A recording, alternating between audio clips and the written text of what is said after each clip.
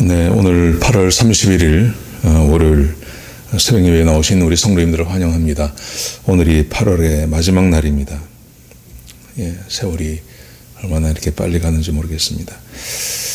오늘 본문의 말씀은 로마서 16장 17절부터 27절까지 오늘 로마서도 마지막 시간이 되겠습니다. 사도 바울이 로마서를 끝내면서 우리 로마의 교인들에게 권면하는 말씀이 오늘 기록되어져 있습니다. 권면을 하는데 아주 중요한 말씀으로 권면하고 있습니다. 두 가지를 권면합니다. 첫 번째, 교회 안에서 다른 가르침을 주는 사람들, 지금까지 복음을 쭉 설명해 오지 않았습니까? 복음이 어떻게 오게 되었고, 그 다음에 그 복음을 받은 사람들은 어떻게 살아야 되고, 그리고 형제를 사랑한다는 것은 어떤 것이고, 이런 것을 아주 자세하게 설명을 했습니다. 그러면서 그 교훈과 다른 것을 말하는 사람들, 그 말하는 사람들에게서 떠나라고 말합니다. 17절 보시겠습니다. 형제들아, 내가 너희에게 권하노니 너희가 배운 교훈을 거슬러 분쟁을 일으키거나 거치게 하는 자들을 살피고 그들에게서 떠나라. 지금까지 사도 바울이 쭉 말씀한 내용, 이것 외에 다른 것을 이야기하거나 또 그렇게 가르친 것에 대해서 분쟁을 일으키는 자들, 그게 아니라고 이야기하는 사람들, 이런 사람들이 혹 있으면 그들을 살펴보고 그들에서 떠나라고 말합니다. 그들과 교제하지 말 것을 명령하고 있는 것입니다. 왜냐하면 이유를 들었습니다. 이 같은 자들은 우리 주 그리스도를 섬기지 아니하고 하나님을 섬기는 게 아니라는 것입니다. 그럼 뭘 섬기냐 하면 자기들의 배만 섬기나니 욕심을 채우기 위해서 그렇게 한다는 것입니다. 그래서 교환할 말과 아첨하는 말로 순진한 자들의 마음을 미혹하느니라. 교회 안에서 아직 복음을 잘 모르는 사람들, 이런 사람들에게 교활하게 말을 하고 아첨하는 말을 해서 그 사람들의 마음을 빼앗아가서 자기 편을 만들고 자기의 이익을 추구하는데 자기의 인생을 소모하고 있다, 이렇게 말씀하십니다. 여러분, 교회 안에 이런 것이 실제로 많이 있습니다.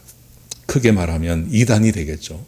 이단이 이런 사람이 있고, 또 이단뿐만이 아니라 교회 안에도 이런 가르침을 말하는 사람들이 꽤 많이 있습니다. 복음을 잘 모릅니다. 성경도 잘 모릅니다. 그런데 자기의 신념과 확신에 꽉 차 있는 사람들이 있습니다. 이런 사람들이 사람들의 마음을 빼앗아가는 것입니다. 여러분, 이런 것에 대해서 사도 바울은 뭐라고 말하냐면 사탄이라고 이야기합니다. 20절 보십시오. 평강의 하나님께서 속히 사탄을 너희 발 아래에 상하게 하시리라. 다른 복음을 이야기하고 바른 복음을 가르치지만 그것을 가지고 자꾸 싸우게 하고 교회 안에서 사람들의 마음을 빼앗아가는 사람들, 이 사람들이 어떤 자냐면 적 그리스도 혹은 사탄이라고 말하고 있는 겁니다. 혹 이런 자가 있다면 그런 자와 함께 교제하지 말고 그들을 떠나라고 그렇게 명령하십니다. 그러면서 그들과 어떻게 싸울 것에 대해서, 그들을 어떻게 대하고 이런 자들과 어떻게 싸울 것을 이야기하면서 굉장히 중요한 한 교훈을 이야기합니다. 19절을 보십시오. 너희의 순종함이 모든 사람에게 들리는지라. 그러므로 내가 너희로 말미암아 기뻐하노니 너희가 선한 데 지혜롭고 악한 데 미련하기를 원하노라. 선한 데 지혜롭고 악한 데 미련하기를 원한다. 그런 적 그리스도와 싸울 때 어떻게 싸워야 되냐 하면 지혜롭게 싸우라는 것입니다. 지혜롭게 싸우는데 무엇에 지혜로우냐면 선한 것에, 그리고 악한 것에는 밀어내지라. 똑같은 사람 되지 마라, 그렇게 말씀하십니다. 여러분, 그래서 어쩌면 교회가 굉장히 무기력하게 보일 수도 있습니다. 선하게 해야 되니까요. 근데 한 가지 분명한 사실은 선한 데 지혜롭고 악한 데 미련하게 살아가면 하나님이 이렇게 하십니다. 20절 보십시오. 평강의 하나님께서 속히 사탄을 너희 발 아래에서 상하게 하시리라. 창세기에서 하나님께서 사탄을 보면서 네가 여자의 후손의 발을 물면 그는 너희의 머리를 부술 거라고 이야기하셨죠. 그리고 실제로 예수님께서 이 땅에 오셔서 마귀의 괴계를 파괴하셨습니다. 그리고 우리 성도들에게 사탄을 물리칠 수 있는 능력을 주셨습니다. 그렇기 때문에 사탄과의 싸움은 항상 이기게 되어 있습니다. 교회가 지는 게 아닙니다. 다만 선한 데 지혜롭고 악한 데 미련하게 나가기만 하면 하나님께서 반드시 사탄의 무리를 이기게 해 주신다고 말씀하십니다. 여러분, 교회 안에서 복음을 바로 전하고 또 복음을 바로 가르치는 것에 있어서 함께 일하는 것이 매우 중요합니다. 우리 한국 사람들은 반대하는 걸 좋아해요. 반대하는 게 굉장히 잘하는 것처럼 생각합니다. 여러분, 그런데 오늘 본문에 보시면 아까 앞에서 이 로마서를 끝내면서 17절부터 20절까지는 반대하는 자에 대해서 이야기하지만 사실은 이 반대하는 자보다 사도 바울을 돕고 교회 안에서 한 마음 된 사람들이 훨씬 많다고 사도 바울이 말하고 있습니다. 21절부터 보시면 사도 바울이 자기와 함께 일하는 사람들에 대해서 안부를 전하는 말을 합니다. 그러면서 이렇게 말을 합니다. 세 종류의 사람이 있습니다. 21절에 보시면요, 나의 동력자 디모데와 그의 친척 누기오와 야손과 소시바더가 너에게 문안하느니라. 나의 동력자라고 이야기하죠. 여기서 말하는 동력자라는 것은 함께 복음을 가르치고 전하는 사람을 말하는 것입니다. 사도 바울에게는 반대하는 사람도 있었지만 사도 바울과 함께 다니면서 복음을 전하는 사람이 있었습니다. 동력자가 있었습니다. 여러분, 교회 안에서 복음을 가르치고 전하고 하는 것에 동력자가 되시기 바랍니다. 반대자가 되시지 마시고요, 동력자가 되십시오. 또 두 번째 종류의 사람이 있습니다. 22절에 보시면 이 편지를 기록하는 나 더디오도 주 안에서 너에게 문안하노라. 오늘 이 로마서를 사도 바울이 쓰지 않았습니다. 사도 바울이 쓰지 않고 그의 친구 더디오가 성경을 썼다고, 이 글을 썼다고 되어 있습니다. 왜 그랬냐 하면 여러 가지 이유가 있겠지만 지금처럼 이렇게 종이가 흔하던 시절이 아닙니다. 종이가 흔하던 시절이 아니고 또 굉장히 비싼 파피루스나 아니면 양피지에 그 글을 쓰는데 이게 아무나 쓰는 게 아니죠. 그러니까 사도 바울이 기록하는 것보다 사도 바울은 눈이 아픈 사람이었습니다. 눈에 문제가 있다고 그랬죠. 그러니까 눈에 문제가 있어서 잘 못 볼 수도 있고요. 글을 잘 쓰지도 못하죠. 근데 글을 아주 잘 쓰는 사람, 편지를 보냈을 때 그 편지를 받아보는 사람들이 글을 잘 읽을 수 있는 사람을 데리고 그 사람이 글을 쓰도록 했을 가능성이 굉장히 높다는 것입니다. 그게 바로 여기 기록되어져 있는 더디오라는 사람이죠. 그러니까 사도 바울에게는 함께 동역하는 사람도 있었고 사도 바울이 잘 못하는 것, 글을 잘 못 쓸 수 있었습니다. 그런데 그것을 함께 기록해주는 그 친구도 옆에 함께 있었다는 것입니다. 이 사람만 있었던 게 아니라요, 23절에 보시면 나와 온 교회를 돌보아주는 가이오도 너에게 문안하고. 사도 바울을 돌보아주는 사람도 있었습니다. 교회를 돌보는 사람도 있었습니다. 그러니까 교회 안에 교회를 반대하고 복음을 반대하고 방해하는 사람만 있었던 게 아니라 사도 바울은 자기를 함께 복음을 전해주는 동력자도 있었고 자기가 잘 하지 못하는 것을 잘 도와주는 사람도 있었고 그리고 심지어 자기를 돌보아주는, 또 교회를 돌보아주는, 가정을 열고 집을 열고 그래서 먹을 것을 주고 필요를 채워주는 그런 사람들도 있었다고 성경은 말하고 있는 겁니다. 여러분, 우리가 한평생을 살아가면서 내가 어떤 사람으로 살아갈 건가, 이게 매우 중요합니다. 우리 모두는 구원받은 하나님의 백성이라면 우리는 복음의 동력자가 되어야 되고 그리고 교회를 돌보는 사람이 되어야 할 줄로 믿습니다. 그게 참된 인생을 살아가는 방법이기도 합니다. 왜냐하면 이 세상에서 가장 소중한 것이 복음이기 때문에 그렇습니다. 사람의 영혼을 구원하는 것, 이것처럼 소중한 게 어디 있겠습니까? 그래서 사도 바울은 이 세상에서 가장 소중한 그 복음을 다시 설명하는 겁니다. 오늘 본문을 끝내면서, 로마서를 끝내면서 사도 바울은 이 복음이 어떤 것인지를 다시 설명하고 있습니다. 자, 25절을 보십시오. 나의 복음과 예수 그리스도를 전파함은 영세 전부터 감추었다가, 복음, 예수 그리스도, 이것은 영세 전부터, 창세 전부터 감추어져 있던 하나님의 은밀한 계획이었다는 것입니다.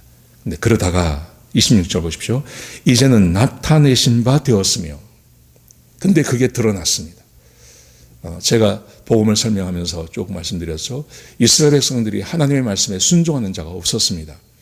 그런데 군데군데 보면 요엘서라든지 예레미야라든지 이사야라든지 아니면 그 선지서에 쭉 보면 하나님께서 희망을 이야기하죠. 그때가 되면 내가 내 영을 내 백성에게 부어줄 것이고 내가 내 말씀을 그들의 마음에 새길 것이고 그들은 하나님 말씀을 사랑하게 될 것이고 그들은 나의 백성이 되고 나는 그들의 하나님이 될 거다. 하나님께서 계속 그런 말씀을 하셨습니다. 그런데 이것에 대해서 구약의 사람들은 잘 이해를 못했습니다. 그런데 예수께서 메시아가 이 땅에 오셔서 십자가에 못 박혀 죽으시고 부활하시고 우리의 죄를 대신 지심으로 하나님께서 약속하셨던 그 하나님의 영이 하나님을 믿는 모든 자들에게 부어지고 그리고 그렇게 부음받은 자들이 하나님을 정말 믿고 사랑하는 이런 역사가 일어나게 되는 것이죠. 그게 창세 전부터 감추어진 것인데 이제 드러나게 되었다는 것입니다. 그러면서 26절 보십시오. 모든 민족이 믿어 순종하게 하시려고 알게 하신 바 그 신비의 계시를 따라 된 것이니. 두 번째, 하나님께서 우리에게 복음을 주신 목적이 뭐냐 하는 것입니다. 모든 민족이 믿어 순종하게 하시려고. 어제 말씀도 함께 나누지 않았습니까? 사람이 사도 바울이 복음을 전하는 목적, 그것은 하나님을 믿는 거라고요. 하나님의 말씀에 순종하는 것이라고요. 하나님께서 기뻐하시는 거룩한 산 제사로 내 몸을 드리는 것. 그래서 하나님께 순종하는 것. 이게 복음의 목적입니다. 예수님께서 우리를 왜 구원하셨습니까? 우리를 구원하신 목적은 우리 안에 성령을 부어주심으로 사람이 하나님과 한 마음이 되고 그리고 하나님께서 기뻐하시는 거룩한 산 제사로 드려지고 형제를 사랑하고 하나님의 말씀에 순종하는 그 백성을 만드는 것. 이것이 하나님께서 우리를 구원하신 목적이라는 것입니다. 그래서 사도 바울도 그 목적을 분명히 기록하고 있는 것입니다.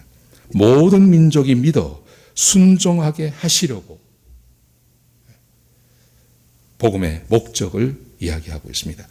그러면서 이 복음의 이 신비, 이 복음의 이 놀라운 일이 이루어질 수 있었던 그 이유는 그 신비의 계시를 따라 된 것이니 신비의 계시를 따라 성령께서 우리 마음에 오셔서 우리가 죄인인 것을 알게 하시고 하나님의 그 영원한 계획을 이해하게 되고요. 알게 되고요. 그리고 그 말씀에 순종하고 싶은 마음이 생겨나게 되는 것입니다. 이게 신비의 계시, 성령님이 우리 안에 거하심으로 되게 되는 것입니다. 사도 바울은 이 중요한 로마서를 끝내면서 우리에게 분명한 메시지를 전하고 있습니다. 우리가 갖고 있는 이 복음이라는 것은 사람이 만들어낸 게 아니라 온 세상을 창조하신 하나님께서 창세 전부터 준비하고 계획하시던 것이었습니다. 그리고 그 일을 이루시기 위해서 하나님이 인간의 몸을 가지고 오셨고 그분이 십자가에서 못 박혀 죽으셨습니다. 그리고 우리를 구원하셨습니다. 우리를 구원하셔서 우리 안에 성령을 부어주셨습니다. 하나님의 영이 함께하는 사람이 되게 해주셨습니다. 그렇기 때문에 우리들은 하나님과 교제할 수 있고 하나님 말씀을 들을 수 있고 하나님 말씀에 순종할 수 있는 능력이 우리 가운데 생겨난 것입니다. 이게 복음의 신비이고 복음의 목적이고 그리고 복음을 이루신 하나님의 능력입니다. 얼마나 놀라운지 모릅니다. 여러분, 이 복음을 가진 우리들이 교회 생활을 어떻게 해야 되겠습니까? 복음에 반대하는 자가 되지 말라는 겁니다. 그 복음을 방해하고 복음을 반대하는 자가 되지 말고 복음의 동력자가 되라는 것입니다. 교회를 돕는 자가 되라는 것입니다. 복음을 전하는 자를 도와주는 사람이 되라고 말씀하십니다. 교회는 정치 집단이 아닙니다. 반대하는 사람이 꼭 있어야 된다. 아닙니다. 그렇지 않습니다.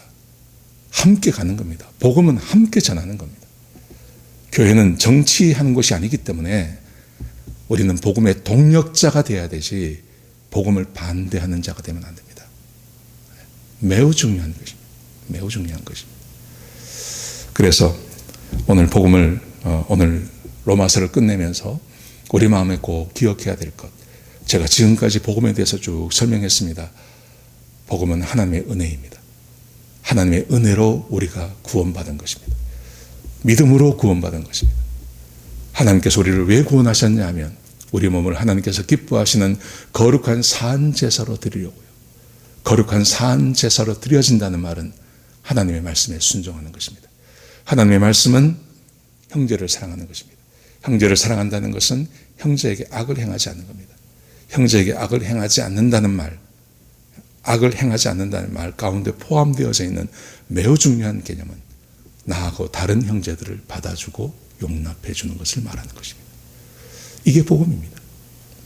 그러면 사도 바울이 어제 말씀드린 것처럼 사도 바울이 그렇게 사역을 하니까 말과 행동으로만 한 게 아니라 기사가 함께하고 성령이 함께하시는 능력이 그들과 함께했다고 말하고 있는 겁니다. 그래서 사도 바울이 어딜 가든지 하나님의 능력이 함께했기 때문에 사도 바울이 복음을 전할 수 있었던 것입니다. 지금 우리가 살아가고 있는 세대는 얼마나 혼탁한지 모릅니다. 말만 해가지고는 사람이 믿지 않습니다. 지금 우리 세대에 기적이 필요하고 능력이 필요하고 성령님이 함께 하시는 것이 필요합니다. 왜 그러려면요? 그러기 위해서는 이 복음을 우리가 깊이 이해하고 형제를 사랑하는 삶을 우리가 살아야 되는 겁니다. 복음을 살아내는 능력이 우리 가운데 필요한 것입니다. 하나님의 말씀을 따라 사는, 그래서 여러분의 삶을 하나님께서 기뻐하시는 거룩한 산 제물로 드려지는 그런 인생이 되시기를 주의 이름으로 축복합니다. 기도하시겠습니다. 하나님, 우리에게 로마서를 주셔서 복음에 대해서 알게 하시니 감사합니다. 저는 간절히 바라옵기는 우리 사랑하는 성도님들을 축복합니다. 복음을 깊이 이해하고 그 복음을 살아내는 하나님의 백성들이 되게 하여 주옵소서. 저는 그래서 이 혼탁하고 이 어두운 세대 가운데 우리가 복음을 들고 세상에 나가서 하나님의 능력과 하나님의 살아계심을 보여주는 그런 귀하고 복된 성도들, 교회가 될 수 있도록 인도하여 주옵소서. 하나님, 무더운 여름입니다. 이 무더운 여름은 건강하게 잘 지나갈 수 있도록 함께해 주시고 8월을 지켜주신 하나님께서 9월도 지켜주시는 은혜가 함께하게 하여 주옵소서. 주님 감사합니다. 예수님의 귀하신 이름으로 기도드렸습니다. 아멘.